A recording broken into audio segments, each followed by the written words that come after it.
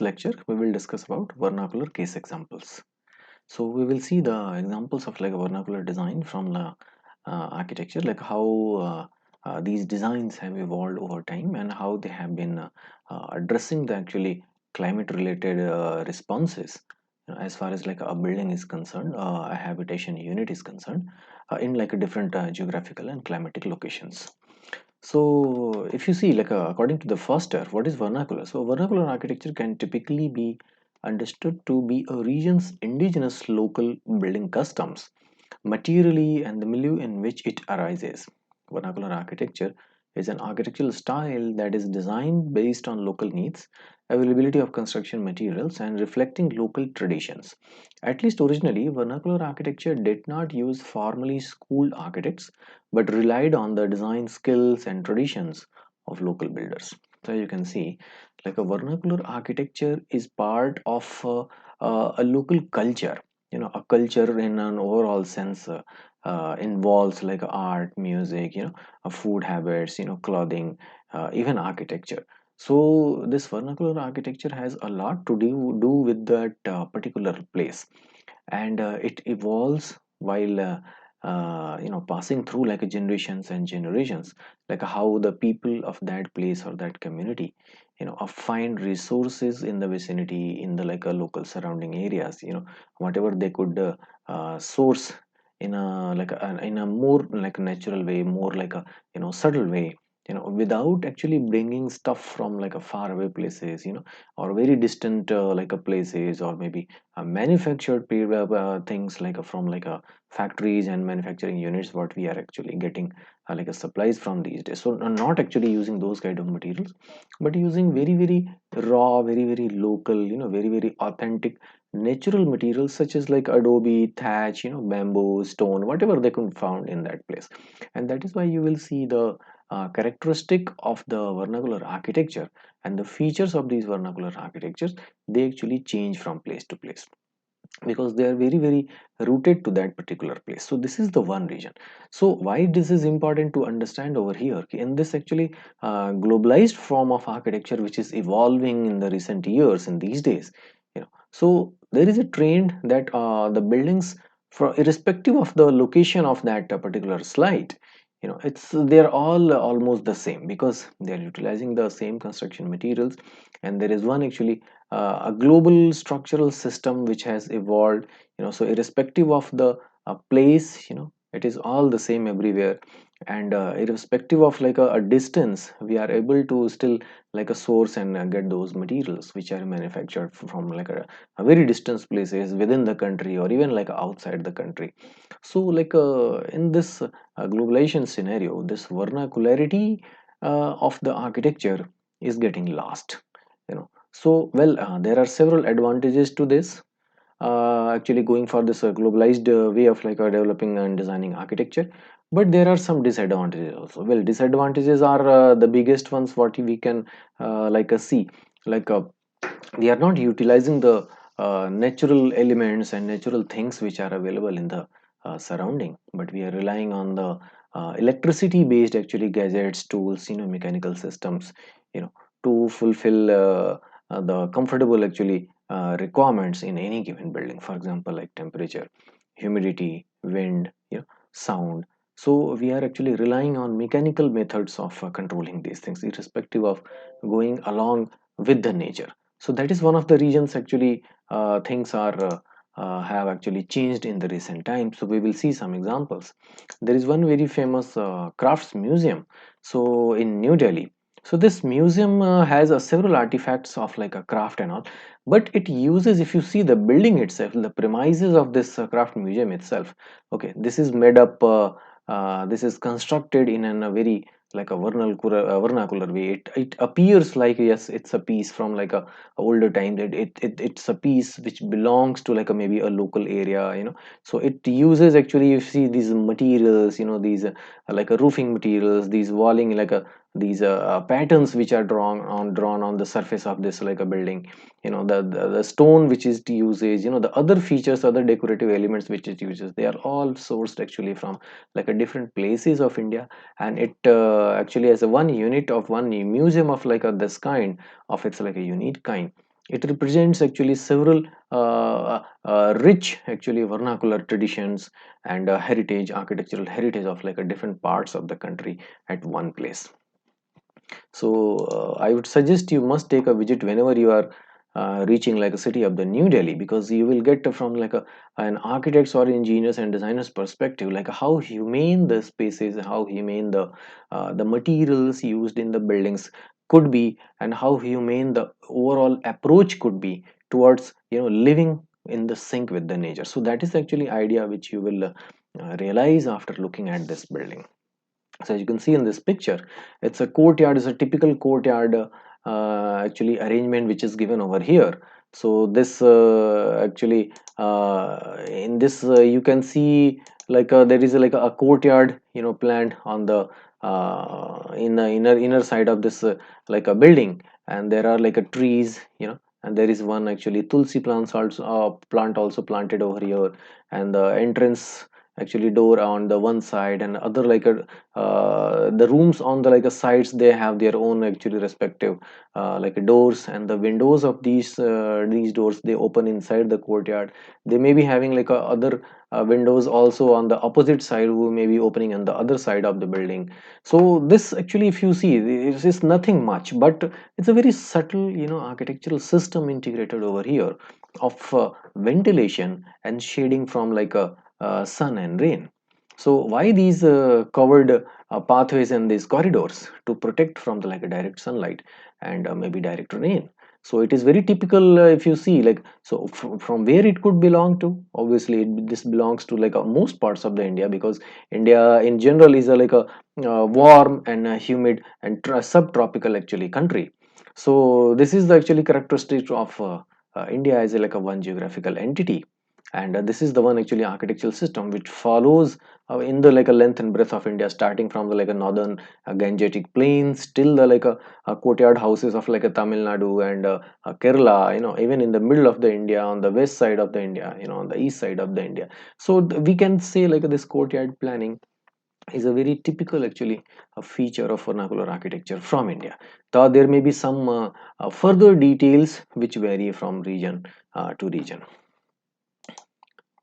So in this slide, if you see, this is a typical actually architectural piece from like Himachal Pradesh.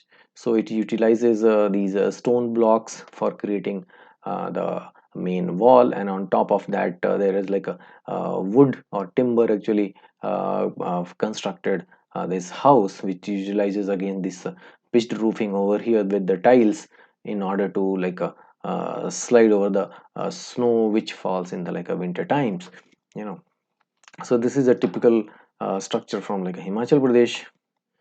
Similarly, you can see this building over here. It's a new adaptation of the older like a vernacular architectural system, utilizing a combination of the new with the older traditions. And here you can see these pitched roof, again for like the purpose of this draining of the like a water and snow. And you can see the jalis over here at the top of this building. So this is for mainly for actually enabling ventilation in the main part of this building over here, so that the warm air which rises within the space may actually continue its the movement, from one side to the other side, and allowing the fresh air, allowing the cooler air to come inside and the stale air to go outside. Okay, some more examples you can see from across the world. These structures, if you see from like the whether we see it there like a geometrical form, or we see there like a the material or the texture, or the appearance or the detailing, so they feel like they have evolved in that particular time. As you can see the on the first picture on the left side. Okay, so there is like a hilly area with the like a stone in abundance. So this actually structure uses stone. On top of that, it is layered with the like a mud, and it has like a thatched roofs, these conical roofs, to allow actually water to seep out easily. So you can see it follows the topography of the land also. Okay, there is no actually man-made cut made in the like a foothill of this particular hill over here. but yeah, in the recent times it is a very rampant practice to cut the hills in like a L shape and clear out the land, okay, which leads to further like a destabilization of the like a stone, on the like upper sides, and as a resultant there are like a several like a landslides activities, uh, promoted by actually this human activity. So how beautifully this actually piece of architecture fits into this place. Okay, now, it looks like a piece from like a fairyland or a wonderland, like how these architectural systems have evolved with the small detailings. You can see like the bamboo and timber pieces are actually coming out. So these are the actually structural members used inside the actually houses to create like a mezzanine floors, or even like a roofings and other like structures, and the roof supporting structures.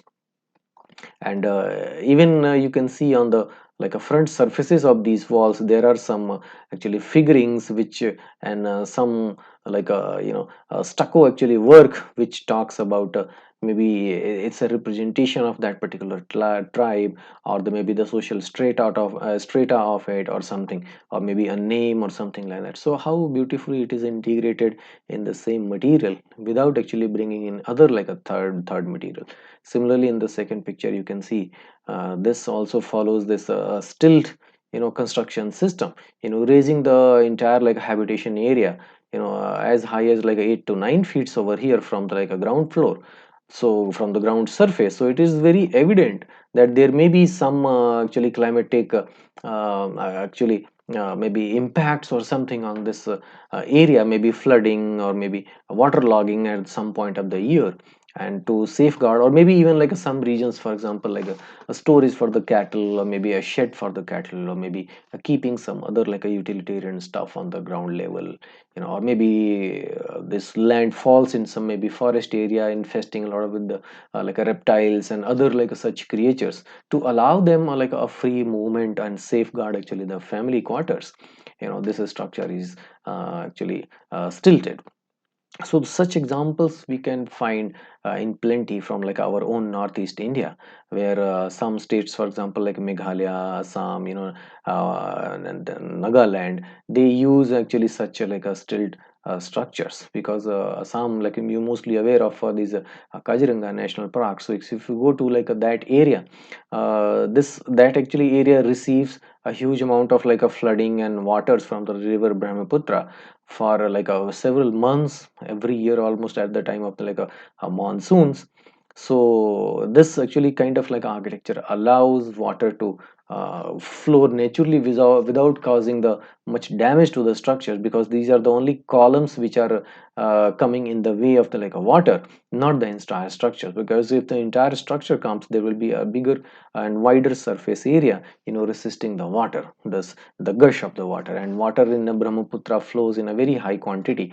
Brahmaputra, you may be knowing, is the largest and biggest river in terms of like carrying the volume of the water, per second. So it creates like a lot of havoc every year. So such kind of solutions are very uh, rooted to that place, as you can see over here. These two structures from the right side, you can see like they are these conical like a spherical, like a conical spherical combination, they are like created over here.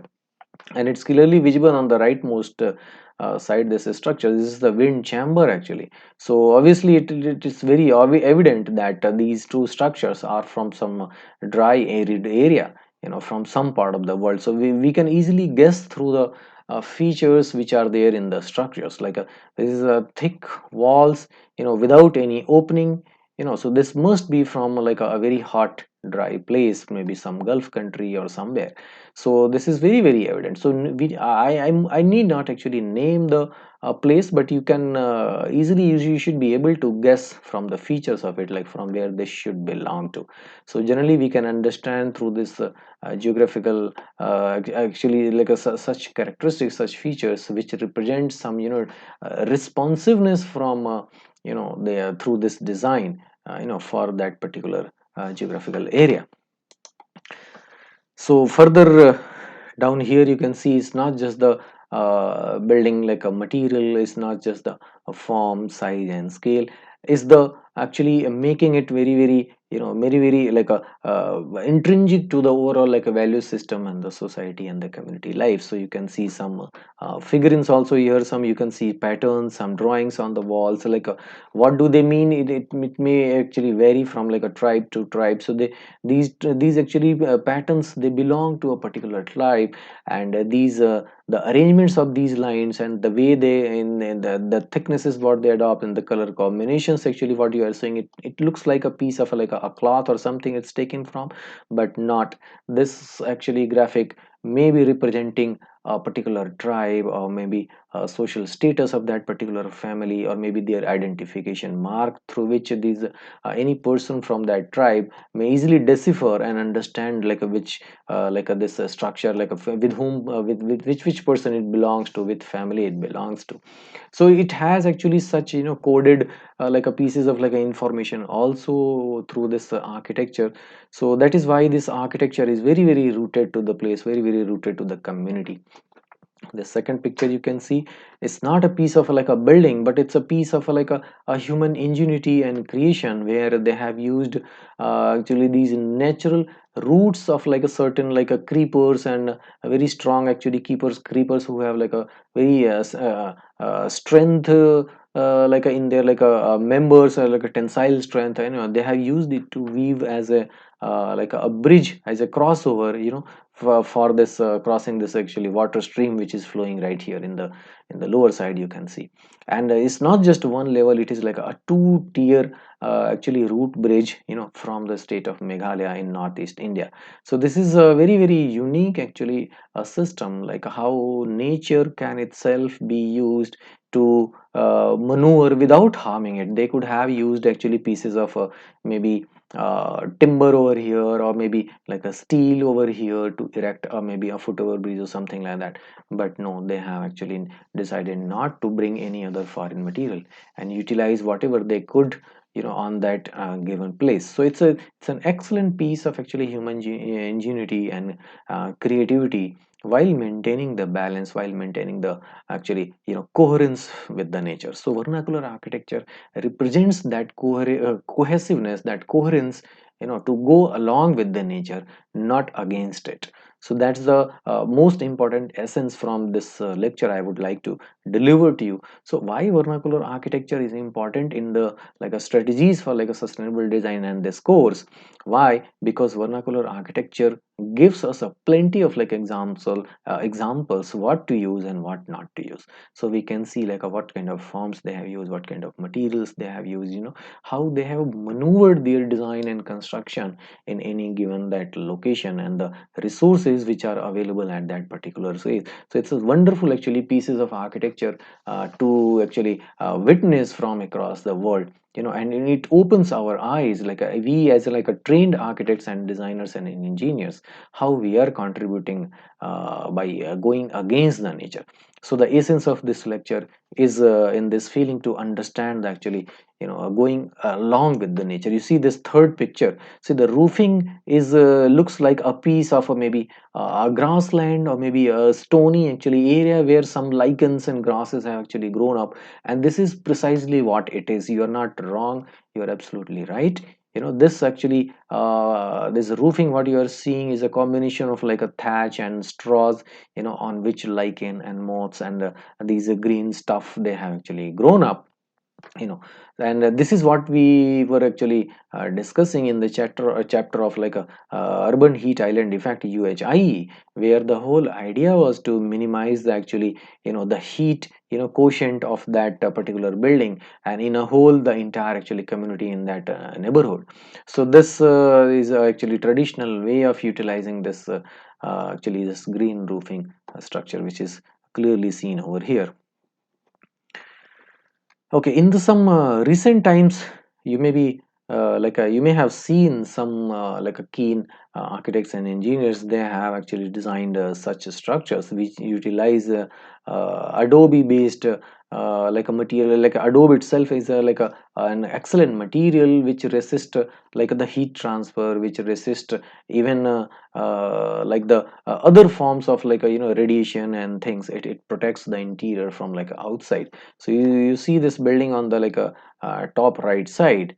So this building doesn't utilizes actually concrete system, but it uses like a such like a bricks, and mostly it uses this natural materials. You can see over here these stone blocks, and even to create it's like these wall surfaces, and it is G+2 like a high structure, which an adobe structure or a brick structure can easily withstand without any complication, and utilizes these screen, these jolly systems also to promote like a vegetation ventilation, and the passage of like a light in a like a controlled manner, to the like inside.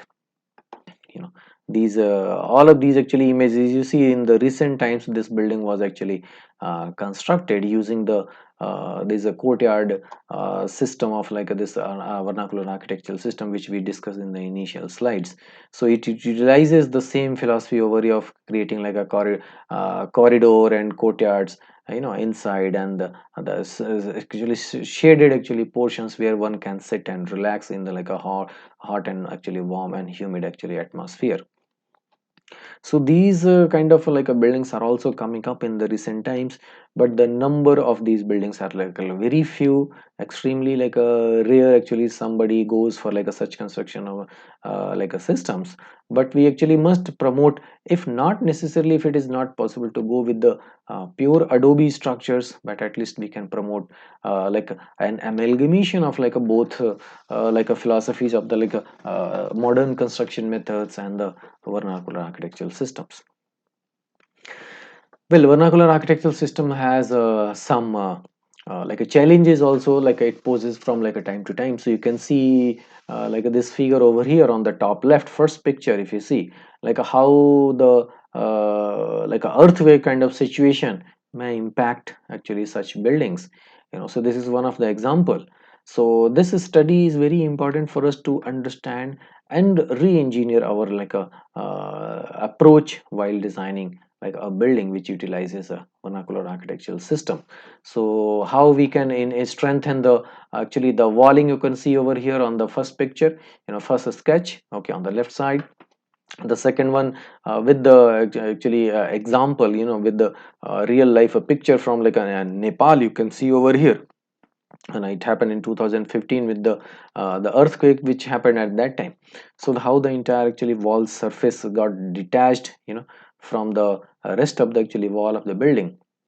In the third picture you can see like how this stone masonry actually failed at from like a one portion.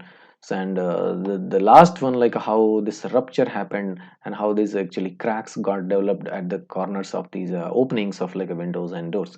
So this is important for us to understand well. The vernacular architectural systems do not use actually metal or concrete as their primary material. Okay, so how these still can be reinforced, can be actually rectified for saving from like a failure in like such scenarios.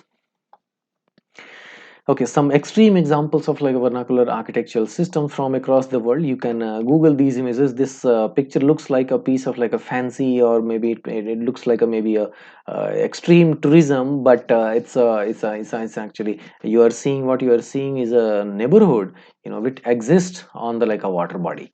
So these families, these people, these lady you are seeing over here, it's their like a daily activity to pass through this water which is flowing right beneath their houses. So they have actually learned to live along with the water.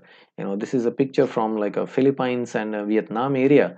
So from there this picture was sourced, and it shows not humans not just can live on the like a ground itself, but they can live in a, like a water also, but like up to certain extent, and how they can survive. So this water is not just it's not just providing them a shelter, but it offers them a food also, it provides them some occupation also.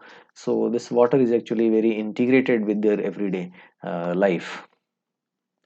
The next example is a very famous picture. You may have seen it. I won't name the country. You can search for it yourself, and you try deciphering the kind of architectural system, the vernacular architectural system, actually this country actually has is very rich in like a such presentation. So you can see this is this entire structure is built in like a, mud walls utilizing like a rafters of like a timber, and there are very small like openings with the thick walls. You can see over these thickness, the thickness of these walls on along the sides of these windows.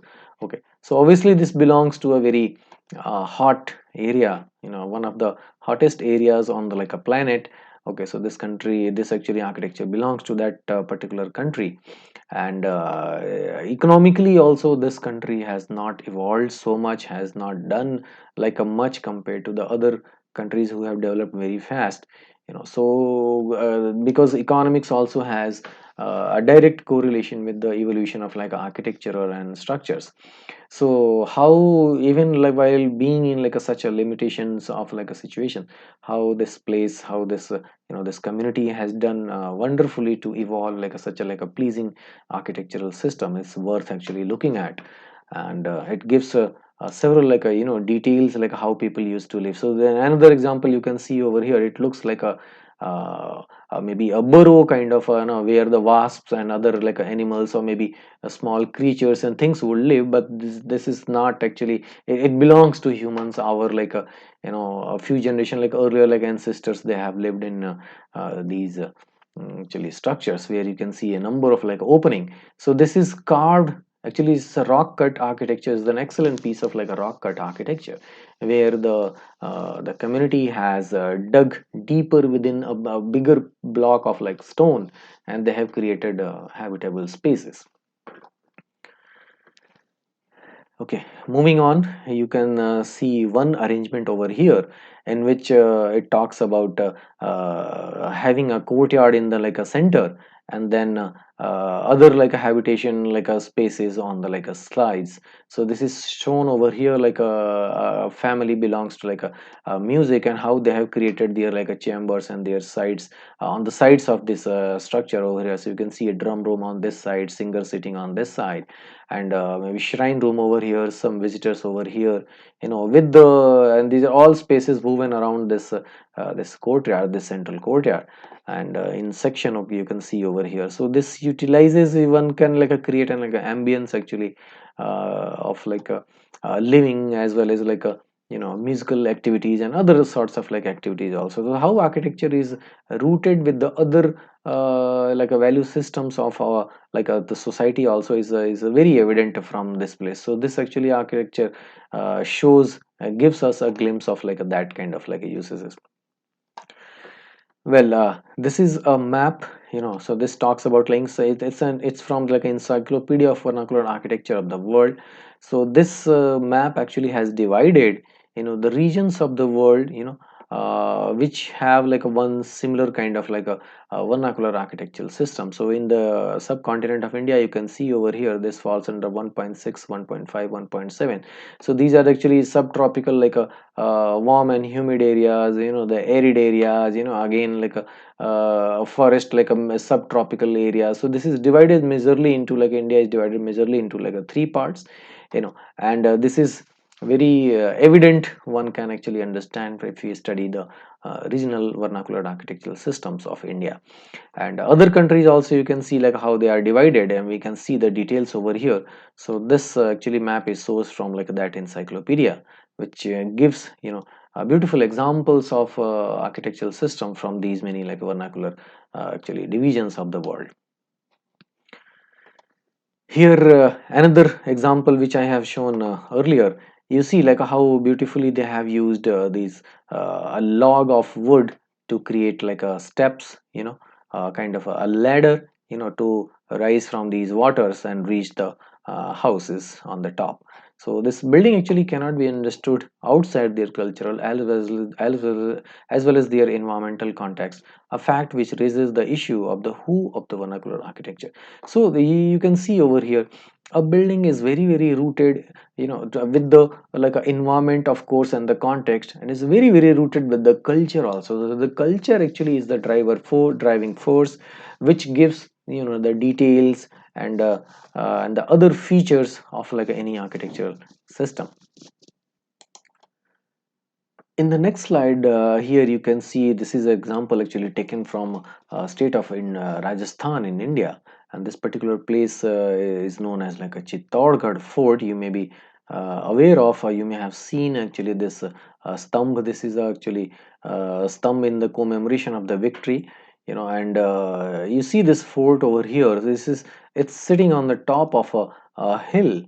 Okay, and it has this amazing actually this water pond also over here, which harnesses actually, which actually replenishes from the like a, you know, water received from the in the monsoon months, in the like a rainy seasons, and it stores it for the utilization over here. And you can see like a temple is here, and some more like a quarters are here created at the surface level of the water for like a bathing and other activities for like a sourcing water. You can see the steps are going down from here. Okay, and there is an arrangement to actually have this walling system. So this is an actually amazing piece of architecture you can see, you know, on the fort construction from these like ancient times, you know. So you see the cross section of wall is almost visible over here, like how this wall is, you know, is working as a like a retaining structure, and it's holding water, you know, without leakage or without any like a problem for like a several centuries now. So it's an amazing piece of like vernacular actually system, without utilizing, you know, the harsher materials and harsher techniques and other things, you know. So this is like a very unique architectural Rajputana architectural actually system, you know, from this place you can see, you know. And another actually piece of like a wonderful like architecture is like these step wells. You may have seen some images, or you may have been to one of these actually baulis. They are called baulis, so they retain water for the like a summer months when Rajasthan experiences like a immense heat and arid actually climate. So in these months anybody can actually walk down. So these, see the arrangements of these scissor arrangement of these like steps, you know, so that to actually create a deep trough over here which retains water, you know, without much actually evaporation and all. So this sometimes these actually wells are as deep as like 100 feet and even more. So there is one actually famous Bauli, this Adalaj in the like next to like Ahmedabad city. So that is also one of the very famous examples. You can see like how the daily activities are being carried out by these women, you know, and they are easily actually getting down, and you know, they are able to fetch water from here. So Rajasthan have been traditionally like a very dry and arid state, and in the summer months it gets parched, and the severe, it faces like a severe scarcity of water. And even in that, like how the communities have evolved ways to deal with it, you know, how they have evolved techniques to deal with it, and how they have developed this vernacular actually architectural system is one of the eye-opening actually images for like a, as far as the understanding is there of like a vernacular architectural systems. Okay, so now I would like to give you some examples in the like recent times, like how vernacularity was adopted by some very famous down to earth architects, you know, who they have like a lived like in a very like a Gandhian philosophy, very down to earth person in their perspective in their daily life, and how that philosophy has reflected even in their like architectural systems, you know. So this is you may be aware of this name, architect Laurie Baker. Well, he's no more now, but he has lived and he has kind of spent his life in like India, and all of his like architectural designs, they are very rooted to the place, very rooted to the traditions, you know, how to deal with the sun, how to deal with the wind, you know, how to deal with the like a humidity of that place. And they have actually evolved like a wonderful pieces of like architecture. So you can see over here in this building, you know, so this entire actually wall is made up of like a brick, you know, and you can see over is this brick is actually laid in a like a jali function, allowing actually wind, movement inside the quarters, and with the presence of this water body over here, certainly this water body is going to add to the actually the cool breeze. It's going to add to the minimizing, lowering the temperature of the prevailing wind in these actually premise. Another picture from his one of the projects. So you can see like how he has created even ramps, using nothing much but these like a brick jali structures and a piece of like a concrete over here for this like creating these slabs. And even at the bottom you can see there are like a brick pieces laid even in the flooring of this material over here. So you can see like how he has arranged the stone blocks in the like lower actually areas or even foundations to utilize the local resources and minimize the actually minimize the uses of like a factory made structures or a factory made actually building components. Some more examples of how wide span roofing also can be created out of like a such vernacular architectural systems, how the wider openings can be created by these arched brick actually formations, and how the shelves, and so see each and every detail, each and every component of this building. Even if you see this the treatment in the ceiling, it's not just a piece of like aesthetics, but it works as a like a structural member, giving strength to this entire actually roofing systems, and eventually working as like a smaller actually components and smaller actually beams constituting into the entire these actually roofing system.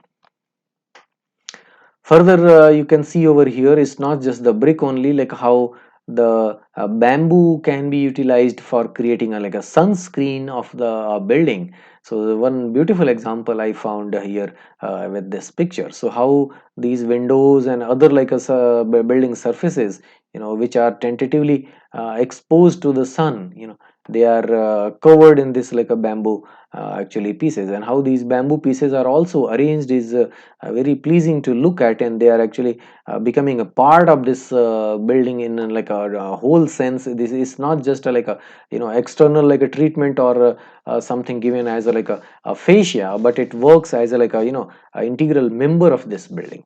So this bamboo is utilized even the formation of these like window systems over here, and the the other framing systems also over here. And this portion which is the completely in the like exposed brick, it appears to be like the staircase block, and that is why these bamboo is not covered on this, but it follows some like a brick jali structures over here to allow like a light and ventilation inside. This you may be like aware of. This is in the city of like Trivandrum in Kerala. Okay, so this is the Indian coffee house building, which is designed, which is existing in a like a busy actually a place in the city.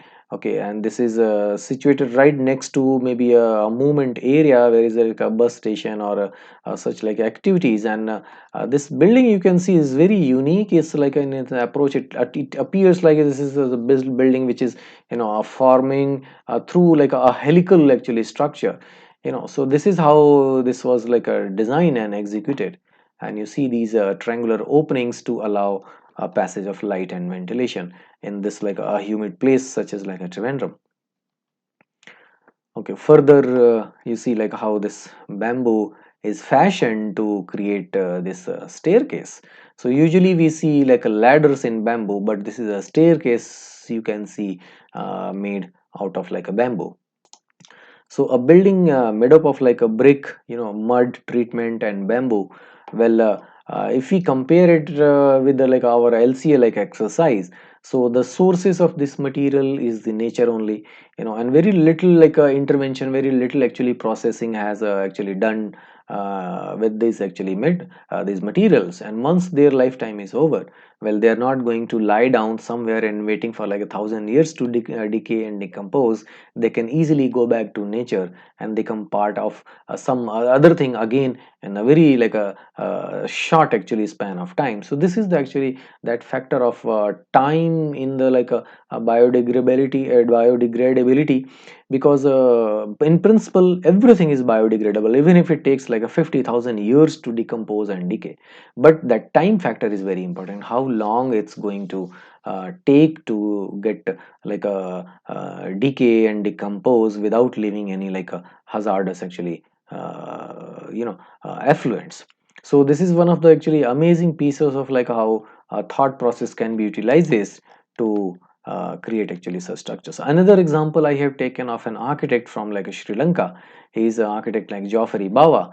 You may have heard his name or seen his like examples. So he's also a kind of a, we can say kind of a lorry baker of like a Sri Lanka, who was very Gandhian in his approach, and he has utilized these vernacular architectural systems to create and design and execute several like marvelous structures, and which are still standing, and they are the actually landmark pieces of this philosophy, this sustainability, and they represent like a, such a like a philosophy. The picture you are seeing over here is the Parliament building of Sri Lanka, and you will be amazed to like see this building is made up of like a sustainable material, the natural materials. It doesn't utilizes extensively like a high impacting like materials or components in its building, and this is as big as like any like a parliament building of the like a world, and it houses actually the parliament of like a Sri Lanka, and it's just sitting like next to like a water body. As you may be knowing, Sri Lanka is a very like a beautiful country. It has a very pleasing actually features, natural features, and it's a very scenic country. It has like a plenty of water in its like if you see this these are the actually troughs and these lakes around these building. So it is sitting, it looks like this building actually floating on top of this lake, and he has utilized actually this traditional this pitched roofing system in executing this building. And you see like how the scale of these openings is getting reduced as we are going from ground level to up and up. So it's a very beautiful example of this system. Another example in the like a modern times is again like utilizing these like a fins for like a creating like a controlling the sun, or even like reducing the ambient temperature in the air, so that so that it works as a, like a buffer area, as a buffer zone to minimize and lower the temperature, you know and then again not going very high in terms of like a plinth, very close to the ground level outside, and with the plenty of like openings, with the plenty of like a grass and other vegetations in the surrounding. Definitely this place is going to be one of the most like ambient actually places for living and working. Some more examples like utilizing the vernacular architectural systems of like creating like courtyards and other like openings, other controlled like openings with the pergolas and other stuff. So you can see over here with the incorporation of even like a water in the interiors of this place. So this is not just for like a decoration, as I have said stated before, but it works as like a functional piece of like an element, a natural element to bring down the temperatures, in the inner like quarters. Some more actually images of the same philosophy. Okay, in the recently constructed designs also, how the vernacular features can be utilized even with the like a with the, if we are the building is constructed with concrete and brick. This is actually a house, actually private property. You can see over here the name on top.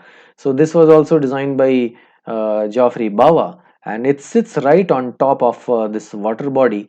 And you see it looks like a actually image from like a wonderland. So how this place has actually utilizes these fins, these jalis, and with the like a glass covering, and at the same time it gives like a beautiful like a view of this like a beautiful place, this water body, this this lush green vegetation in the like a vicinity. So one of the actually most amazing actually pieces of architecture we can see from like the Sri Lanka, which are designed by Jaffrey Bawa. Okay, another the example I have taken, the last example in the this lecture is of like a Charles Correa. Well, Charles Correa, we cannot say him as a complete like a vernacular like architectural vernacular architecture, but yes, his philosophy, his interpretation of his like architecture was very rooted with the vernacular actually architectural systems.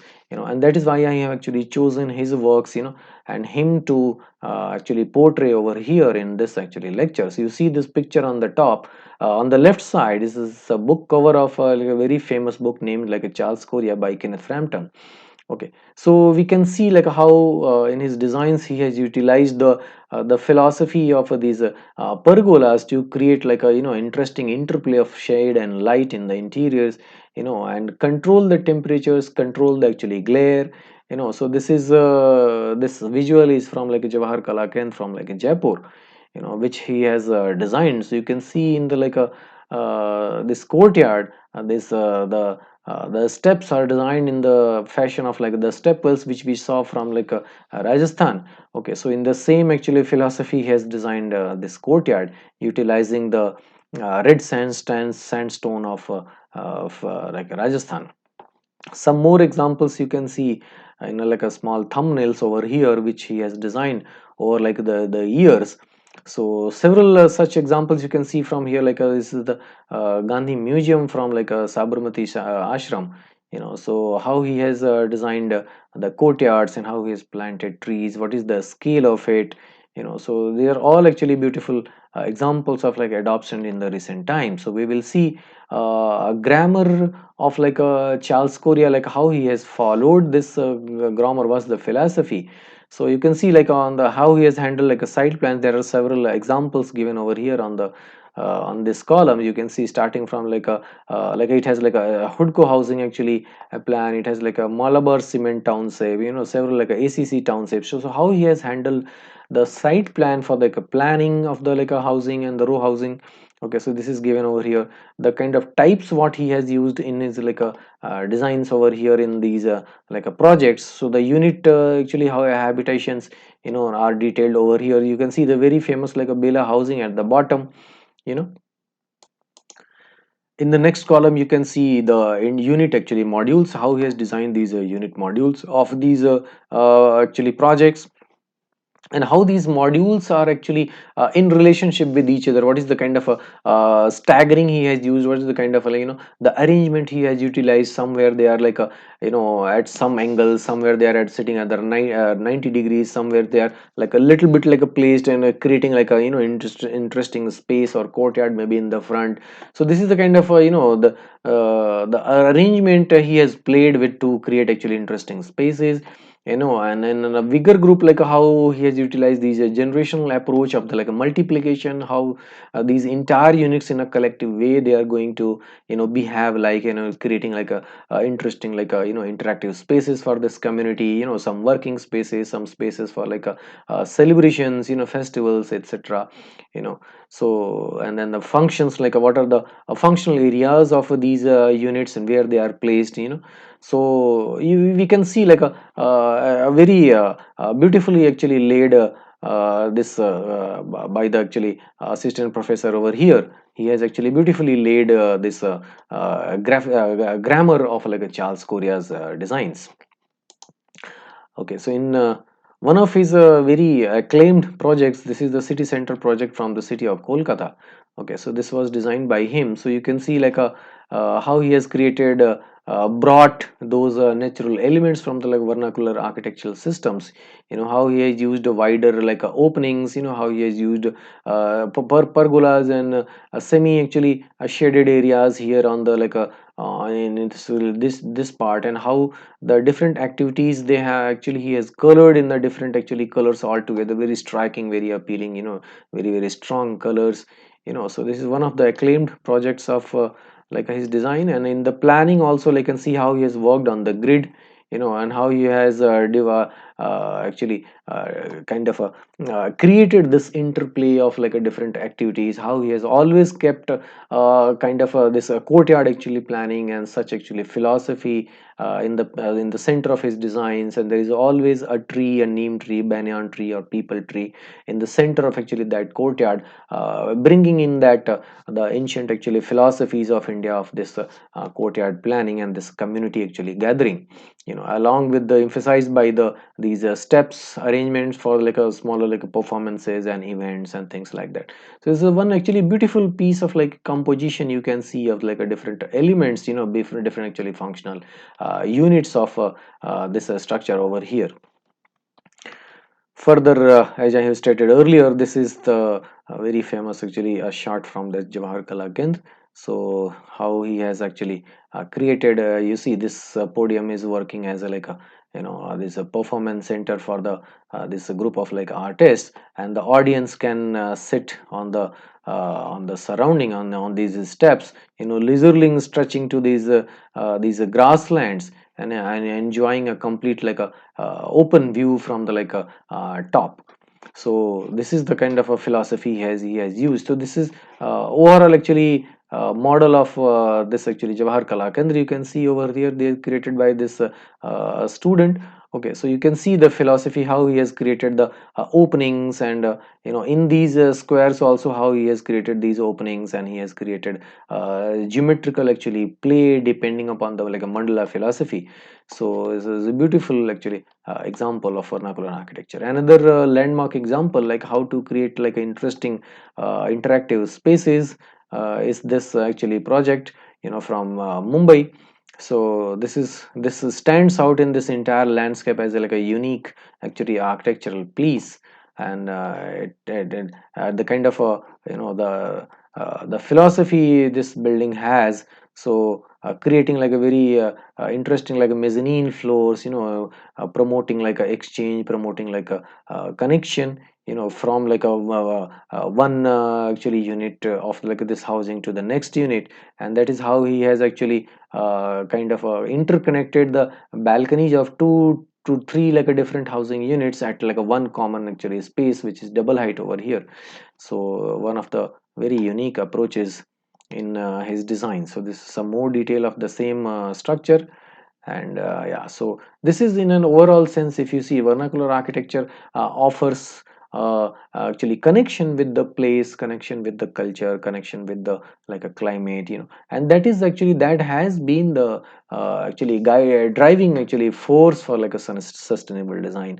And this is how the communities have survived for like a thousands and thousands of like years. And this is how they have lived, along with the nature. The philosophy I discussed at the beginning of my this course, even before starting this lecture, was like how the humans, how our like ancestors, they have lived for like a thousands of years without getting actually in trouble what this modernity in the like after in the post industrialized era has actually brought in. So this is the only actually example if we see like living in the sync with the nature. And for that actually this vernacular architecture is the biggest example. Vernacular architecture is the actually solution for living actually healthy and nature integrated actually lives. So we must actually put a vernacular architecture like a strategic system in our like understanding, in our like a philosophy. And wherever and whenever there is any need, so you must actually employ this philosophy to go in the sync with the nature. So with this I would like to bring end to this lecture. Thank you everyone.